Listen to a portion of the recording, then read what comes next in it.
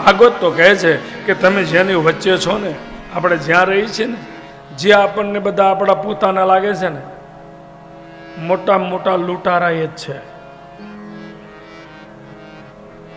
માની લો ઘરમાં દાદીમાં હોય, 80-90 વર્ષની ઉંમર હોય અને 10 તોલા હોનું પહેર્યું હોય અને રાતે બધા સૂતા હોય, સવાર થાય અને ખબર પડે કે દાદીનું તો અચ્યુતમ કેશુમ થઈ ગયું છે, દાદી ગુજરી ગયા, આવી ખબર પડે અને માનો વહુ હોય એ પથારીએ જાય, બા હલાવે, ખબર પડે બા, અને સીધો જો પોક મૂકે તો બધા આવે, ઘડી ચૂપ રે, રડીશ નહીં, હમણાં રડવાનું ચાલુ કરીશ તો આડોશી પાડોશી આવશે, ચૂપ.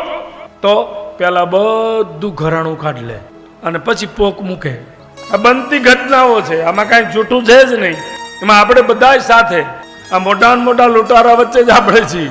પછી તો ગામ ભેગું થઈ જાય, ઘડીક ચૂપ રે. અને એમાંય દેરાણી જેઠાણી બે જ હોય તો 2-5 તોલાનો ભાગ પાડી લે એ જ વખતે. પછી આને લઈ જાય લાકડે, પેલા પૂરું કરો. આ જીવ છે સંસાર રૂપી અરણ્યમાં ભટકે છે.